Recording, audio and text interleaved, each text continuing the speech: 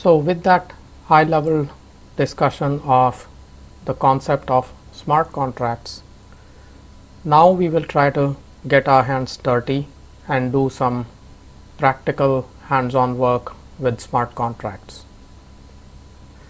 What we will try to do is to build a smart contract in one of the most popular languages called Solidity and deploy it on blockchain and also see it working.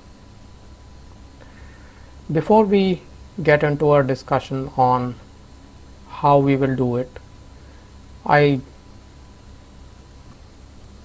just want to highlight some high level points about what we are going to try to do.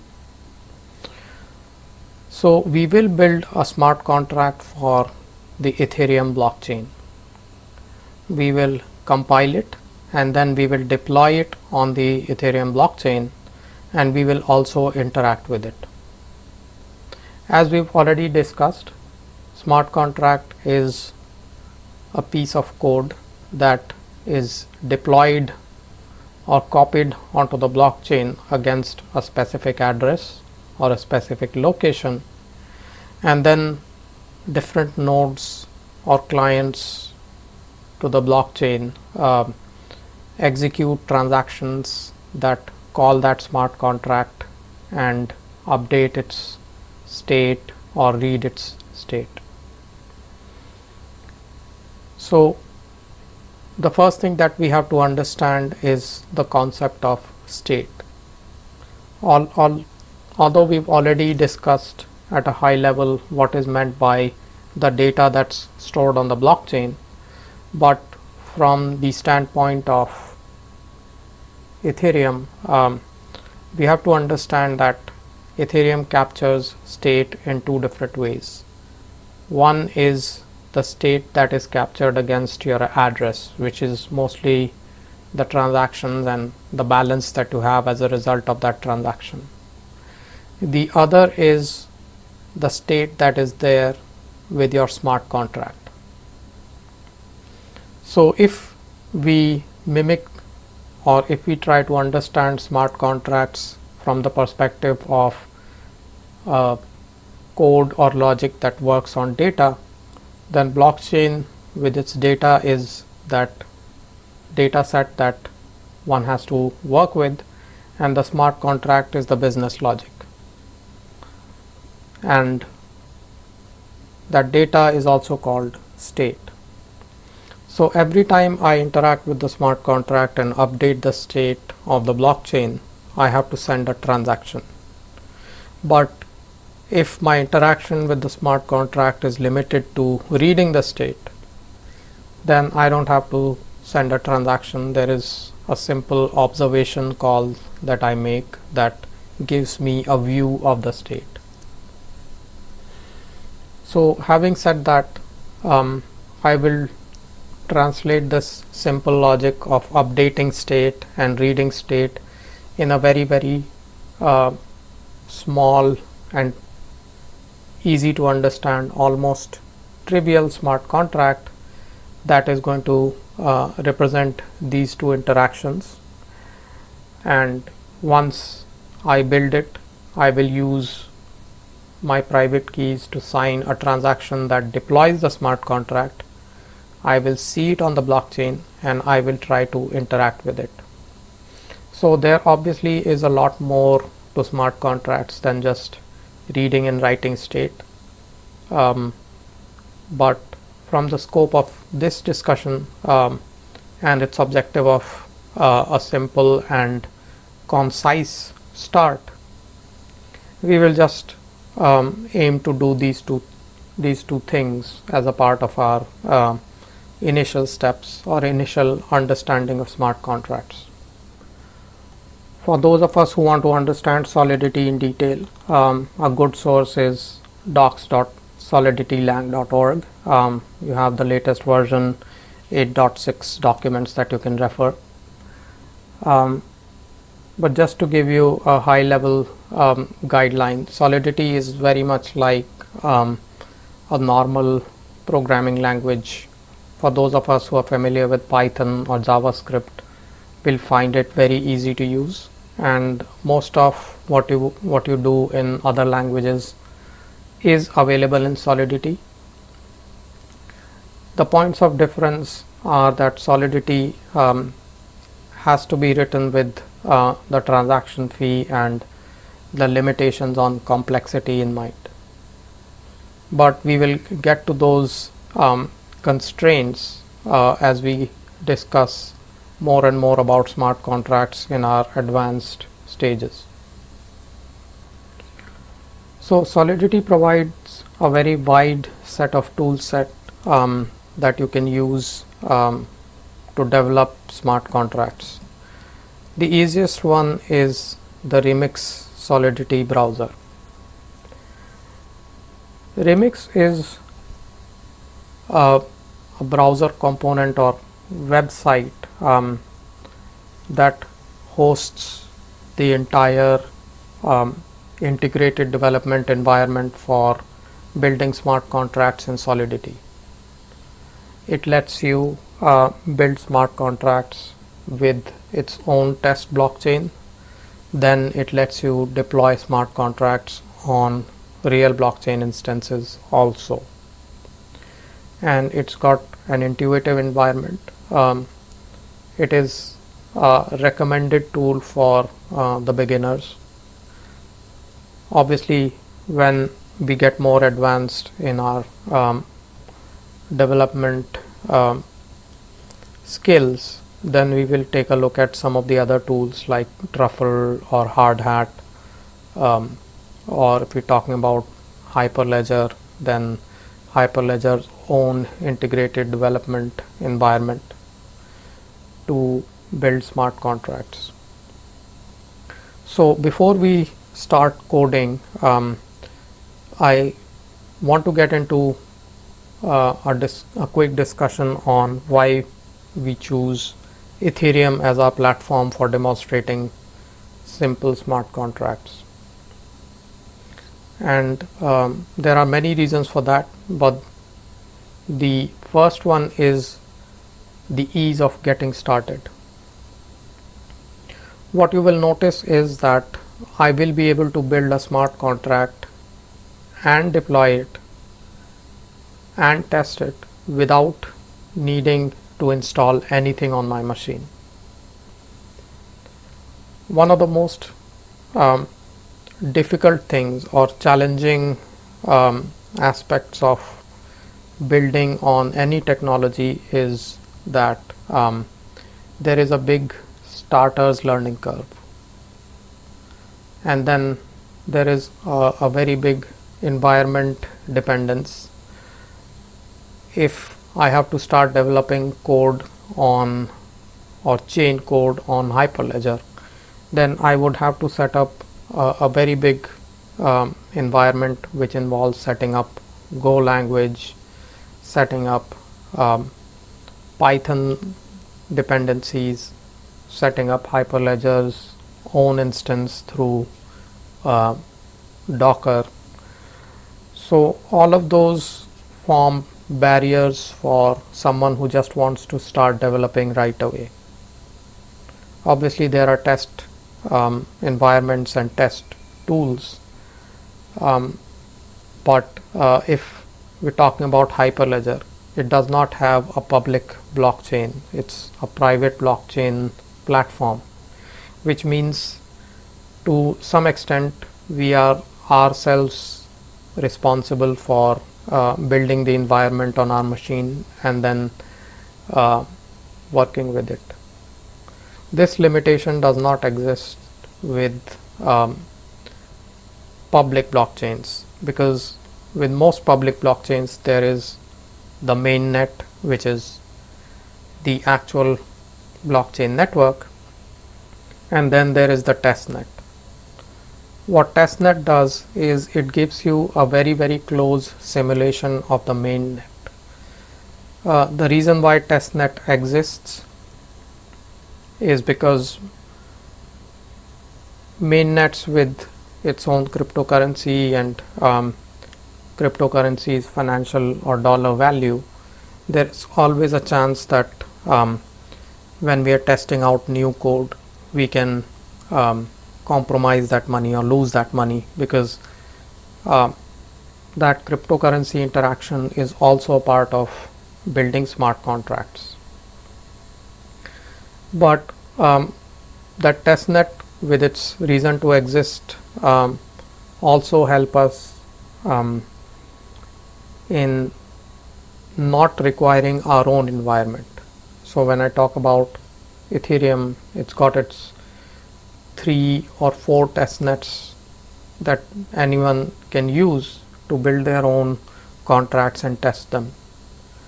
So apart from just reducing the risk of money loss, testnets also reduce the risk of any blockers that one might encounter as a part of building up the environment. So we will use that leverage and we will build a contract and deploy directly to the testnet. Had the testnet not existed, we would have had to set up our own blockchain on this system, which would have taken us a good amount of time. We will do that as an exercise, but for the objective of building smart contracts, that is not necessary. So having said that, the first thing that we want to do is build the contract, and to build it, let's first try to understand the Remix environment. So on the left side you have the file explorer, which shows you all the Solidity files that are going to be a part of your contract. So there is a specific structure of the files. There's the contracts directory in which you have 3 contracts. There are scripts that let you deploy it. These are JavaScript scripts. And then there is a test file that lets you test your Solidity code. We will not go further in depth on in what this structure means. It has some implication when we start building out end-to-end smart contract solutions, also called the dApps.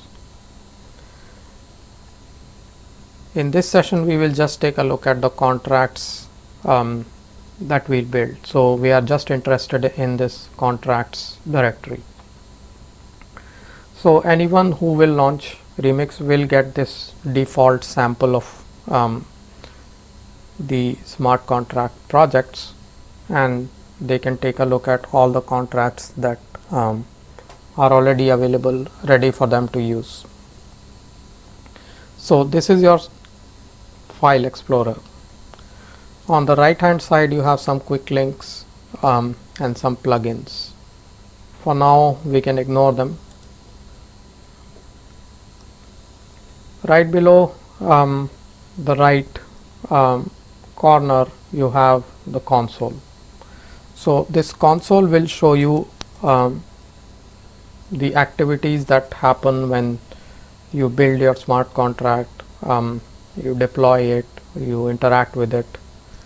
It will show you the transactions that you're sending and the result of those transactions, and some debug points. So it's a good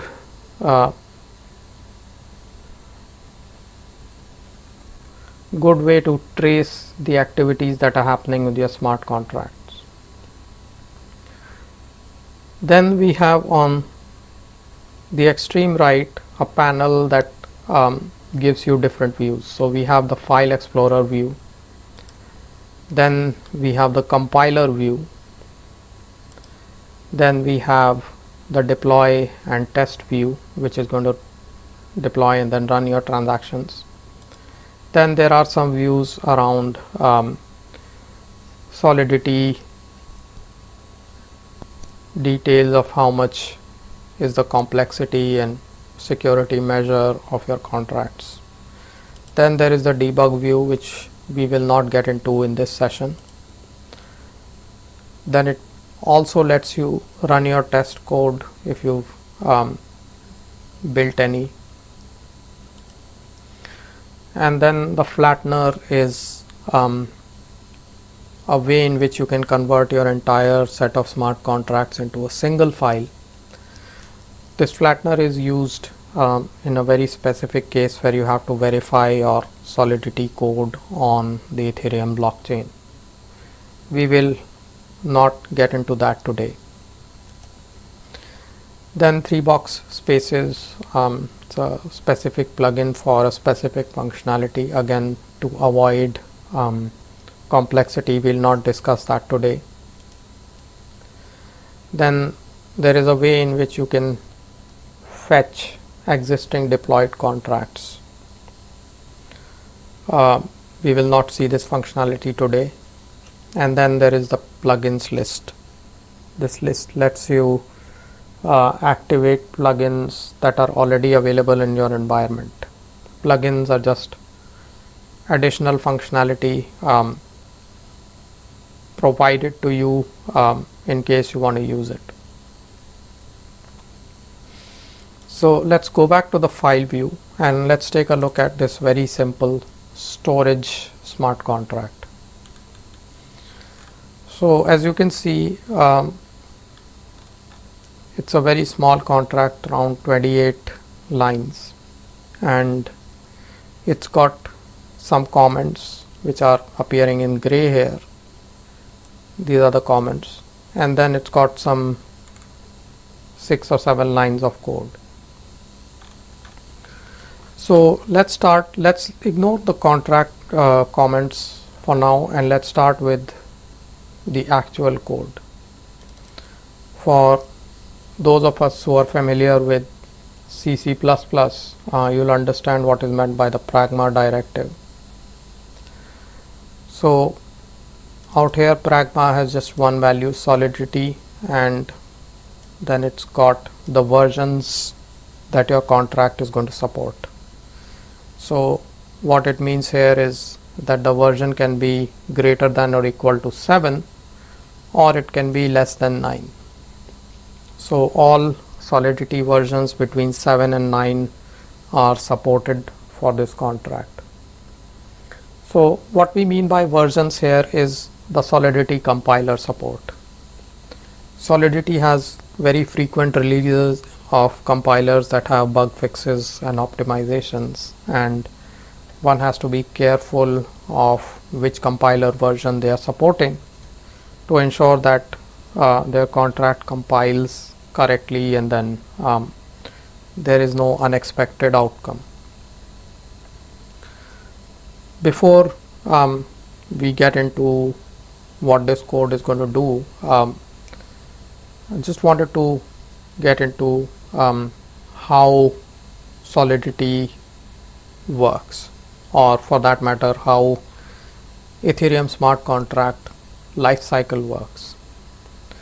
So once we are in this environment and we build this code that's already built out for us right now, the next step for us is to compile this code.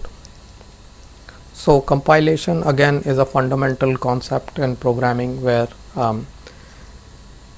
the source code or your business logic file or business logic set of files, they are converted into a file or converted into an artifact that the system understands. So right now, if I have this smart contract and I want to ask the blockchain to run it, blockchain does not, or the environment in blockchain does not understand what is meant by this language. It understands a different set of instructions, which is called bytecode. So something similar happens in the case of legacy programming languages like C++, which gets compiled into machine language or assembly. Got Java, which gets compiled into bytecode, which is again a set of instructions that is understood by the Java virtual machine system. Something very similar happens here. So Ethereum and the way it's built is that the environment or the execution system that runs smart contracts is built within Ethereum as a virtual machine. What is meant by a virtual machine is that it is an instance of a system that is able to understand and run a specific set of commands that are detailed as a part of this, as a part of its own specifications. So it's very similar to the concept of containers. So when we talk about virtual machines and containers, there is not a lot of difference between the two. For those of us who are familiar with either concepts will understand what is meant by virtual machines. So Ethereum also offers a similar environment called the Ethereum Virtual Machine or EVM. When we develop code for Ethereum, we will reuse the word EVM very frequently. So in this case, what will happen is when I compile this contract, it's going to get converted into what is called the bytecode. And that bytecode is something that we will copy onto the blockchain as a part of deployment. And when the blockchain receives that bytecode, it's going to create an address for it, and that address will be returned to us. Now, before we get into the flow of deployment and testing, let's first try to understand this very basic contract and the two activities that it's supposed to represent, as in creating or saving the state and reading the state. So we've already seen the pragma directive. The actual code that represents the contract starts with the word contract. It's very similar to the word class in C++ or Java. So this is where your code starts from, and then you have to give a name to your contract, which is being called storage here. So all the reserve words which are specific to solidity, they will appear in a different color. So you've got unsigned integer 256 in a different color. Then number is the variable name that we've declared as of the type unsigned integer. So this uint 256 means it's a specific type. And then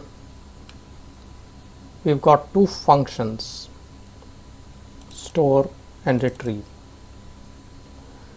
And this is your entire smart contract. So with the assumption that we are familiar with what is meant by variables and what is meant by functions or methods or routines, I will assume that the general structure of this contract and what it's trying to do is clear. It's actually very intuitive if you think about it. It's got one number that it's declaring, and then it's got a function that stores a certain value in that number. It accepts the number, and then it assigns number to what it's accepting as a parameter, and then it is of the type public. The other function is not doing any assignment. It's got no parameter. It is returning the state, which is the state on the blockchain called number. So when I will deploy this contract and call store and provide a specific number, then that number will become the part of the state of the blockchain. and the way blockchain is structured is once this becomes the state, it cannot be changed. It will always be appended to, and that is a concept that we had discussed in our earlier conceptual sessions on blockchain. So as a concept, it's very easy to see what we are trying to do here. The simple things that you could notice is that every function is preceded by function name, followed by parameters, and then the type of function. There are other types as well. You could declare it as a private or an internal function, in which case it cannot be called from outside of the blockchain, in fact outside of this contract, or you could declare it as public, which is what we've done here. Then if you look at the retrieve function, it's also got another definer called the type of function, and it's a view type of function, which means that this function does not need a transaction. It's just creating a view of the blockchain state. And then it's got returns. Returns means that it's going to return a certain type, which is going to be unsigned integer 256. So bear in mind, we are not in this session attempting to understand the syntax of Solidity end to end. What we just want to do is to see how smart contracts work from a conceptual high level standpoint.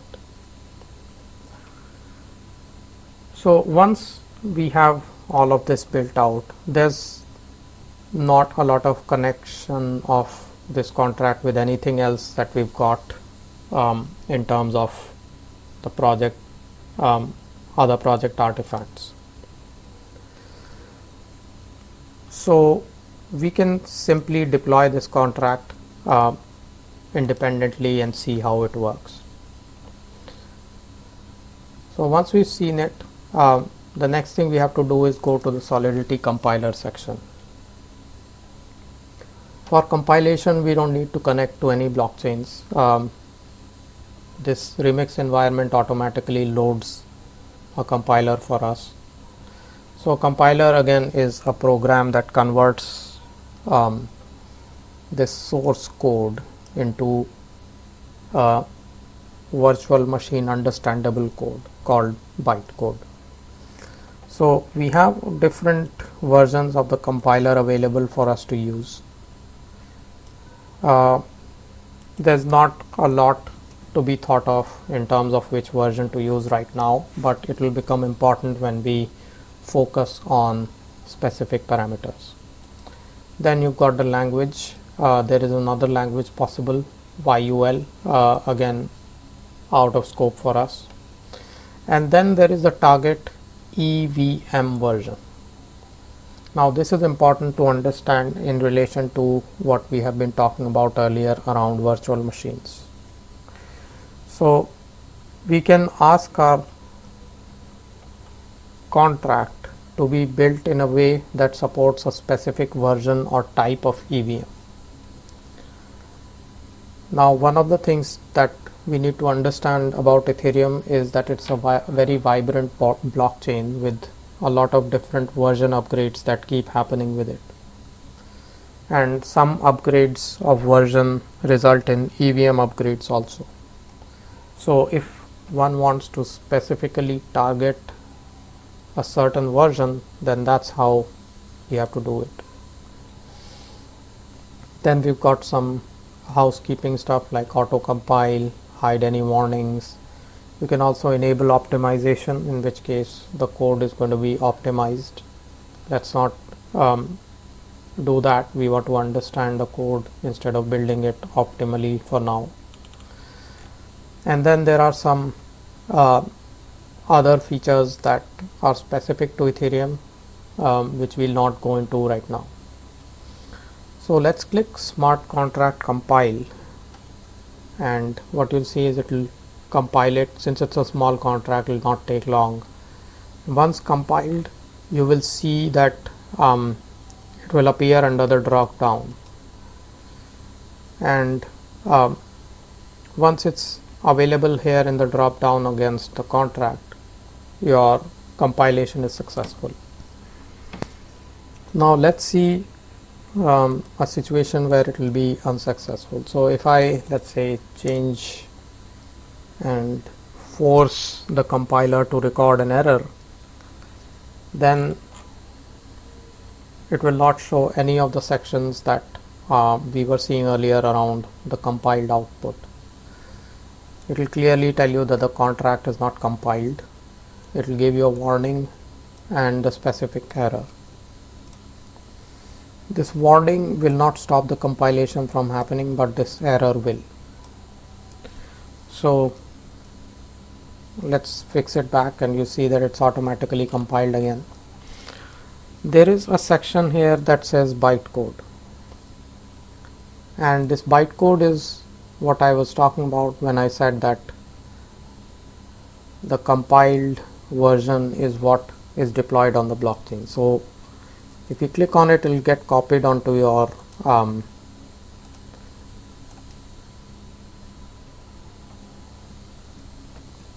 clipboard, and you can paste it on any text editor.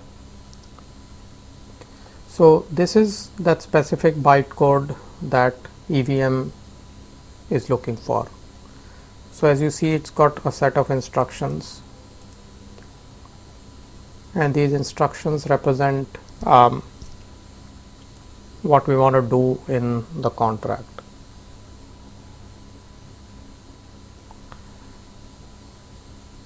So let's go back to the contract. We've already compiled it. Now let's get to the deploy and run transaction section. The first thing you'll see is the environment. So there are multiple ways in which Remix can help us, and the easiest way is to use Remix's own blockchain environment, which is what you'll see is selected by default. So once we've selected an environment, which is going to be the default one for now, the next one you see is a set of accounts that we use for testing. So we've already seen how wallets and accounts work. These accounts are pre-created by the Remix environment for us to use, and each one of them has been funded with certain ethers that we can use for our contract interaction. One thing that we'll understand is every time we send a transaction to the contract, we will have to pay some fees as a part of that transaction's validation and verification process. So when we work with real blockchains, just to be able to deploy a contract and run that contract transaction, we'll need some cryptocurrency balance in our accounts, and these accounts are what we will have to use as a part of our transaction signing process. So these accounts, they are appearing as real accounts, and each one of them also has an associated private key that is going to be used when we sign transactions. But since this is all internal and happening inside the Remix environment, those keys are hidden from us and are not relevant for now. So gas limit and the value that we'll send with the transaction are things we will not get into right now. What we'll do is we will simply deploy our contract with the press of a button that's available here. So as a part of this deployment, I will see some activity in the console that's going to represent the transaction that we'll deploy, we've got this button that's going to clear the console for us. So I press deploy, and it's created a transaction that represents my deployment. So you'll see a couple of things here. You'll see the status, the transaction has been mined and successfully executed. You'll also see a transaction hash. Now this transaction hash is important because this is unique for every transaction that we send on the Ethereum blockchain. Even transactions that represent transfer of ethers or transfer of cryptocurrency, or transactions that represent interaction with a smart contract, every transaction has a unique transaction hash. Then we've got the from. From is the account that we use. It will be the one that we select from this drop down. As you see, it's the same one, 5B3 starting. The other thing that you'll notice is that the balance of this account has gone down from 100 to a small difference, and that is exactly the proof of the fact that you have to pay some transaction fees. So every time I will send transactions, it's going to keep coming down. Rest of this stuff is not something that we want to get into right now. So once deployed, what you'll see is there will be another section created here at the bottom that's going to say the contract name, and it's going to have an address.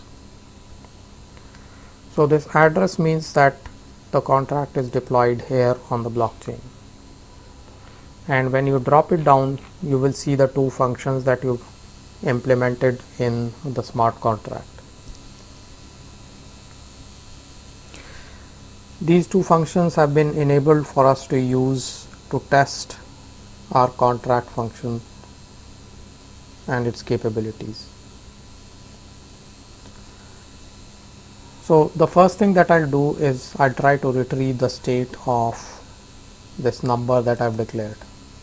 Now since I've not set any state, my expectation is it will return what is called the default state. Default state in this case is going to be 0. Although for those of us who are familiar with programming, the default state is not always 0 or blank or null. Sometimes it's just the read of a memory, so it could be garbage also. But let's just test what is the default state right now. So as you can see, the default state is 0, which is a good starting state. So it's an integer. If it was a string, the default state would have been blank, and same defaults exist for other solidity types also. So now with the starting default state as 0, I am prompted to change that state to a different number, let's say 23. So once I type my parameter 23, I'll notice that transaction will go through. This transaction will have the same structure as the deployment transaction, except that it will have my input. This input is a part of the parameter that I sent to the contract that I've deployed. Now let's see if I've been successfully able to retrieve, update the state that I'm going to retrieve. So I've retrieved the newly updated state. What this means is that I've successfully been able to execute and retrieve a state that was updated by me as a part of the execute, which is essentially all that we do in any smart contract interaction. We update the state or we read it, but a lot of business logic and complexity is going to be introduced when we build complex applications but they'll all boil down to these two very fundamental processes of updating and reading. So here we've actually added a state. If we change it to something else, that's going to be an update, but it means essentially the same thing. You see the updated state.